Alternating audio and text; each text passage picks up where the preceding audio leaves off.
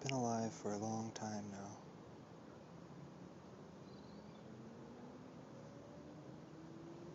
Your eyes have seen any number of forms and colors. Your ears have heard so many sounds. You've had any number of experiences.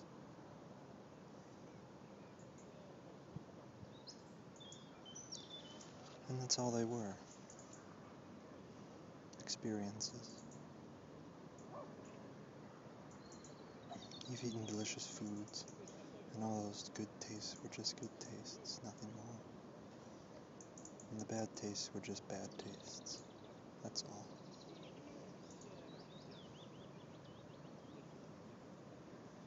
If the eye sees a beautiful form, that's all it is. A beautiful form.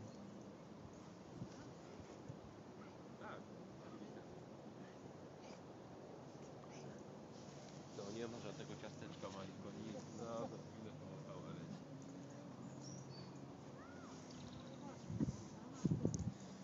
If the eye sees a beautiful form, that's all it is, a beautiful form.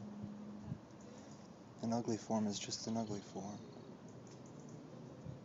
The ear hears an entrancing, melodious sound, and it's nothing more than that. A grating, discordant sound is simply that.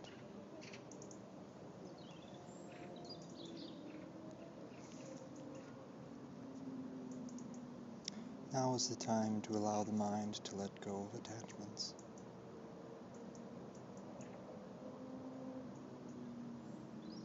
The Buddha said that rich or poor, young or old, human or animal, no being in this world can maintain itself in any single state for long.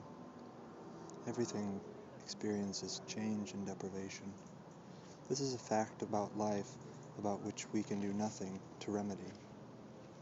But the Buddha said that what we can do is contemplate the body and mind to see their impersonality, that neither of them is me or mine. They have only a provisional reality. It's like this house. It's only nominally yours.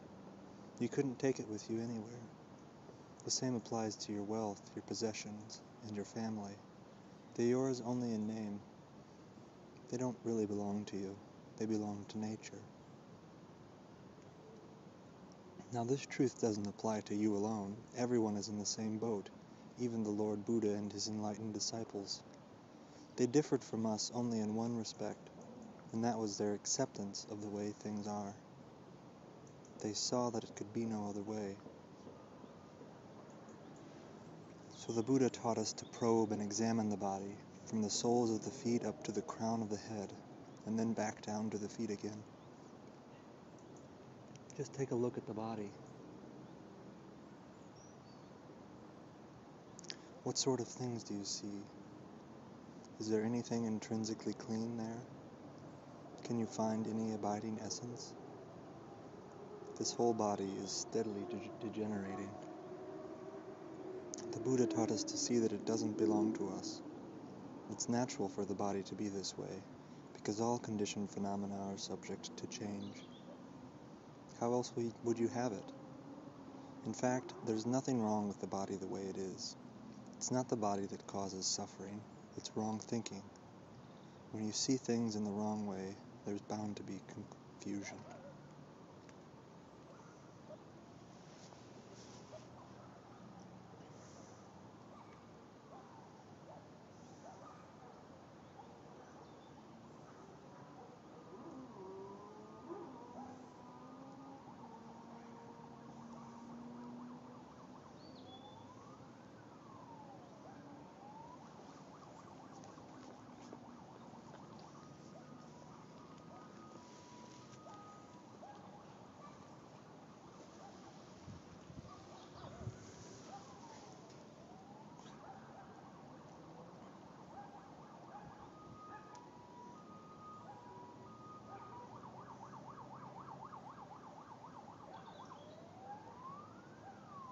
The river that must flow down the gradient is like your body.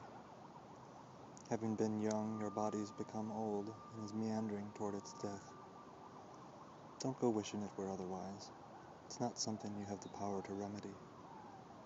The Buddha told us to see things the way they are and then let go of our clinging to them. Take this feeling of letting go as your refuge. Take this feeling of letting go as your refuge. Take this feeling of letting go as your refuge. Take this feeling of letting go as your refuge.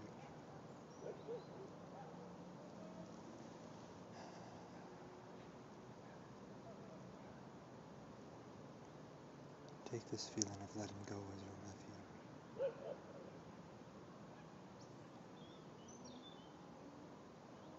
Let go of all externals. Don't go grasping at thoughts of your children and relatives. Don't grasp at anything whatsoever. Let go. Let the mind unite in a single point, and let that composed mind dwell with the breath. Let the breath be its sole object of knowledge. Concentrate until the mind becomes increasingly subtle, until feelings are insignificant, and there is great inner clarity and wakefulness. Then any painful sensations that arise will gradually cease of their own accord.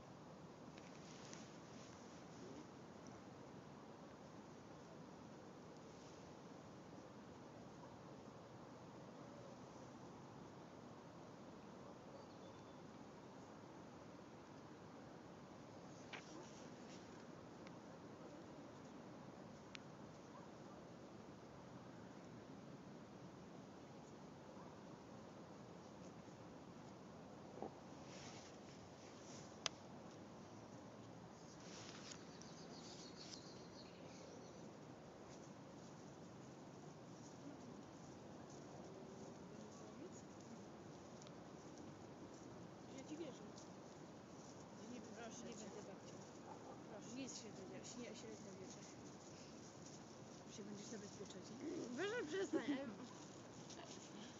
O, sok leży.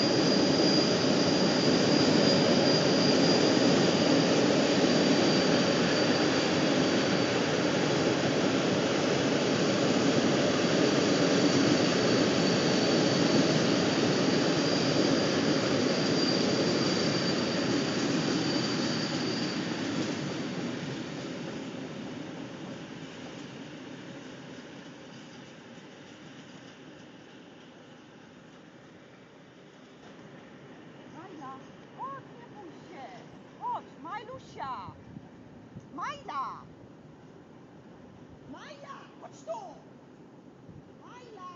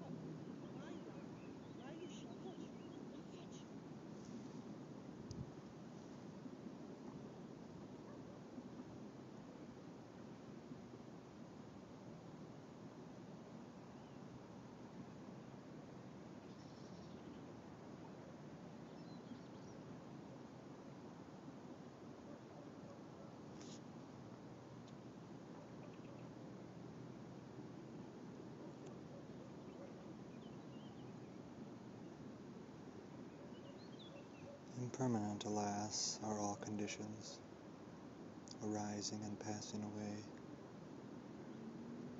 Having been born, they all must cease. The calming of conditions is true.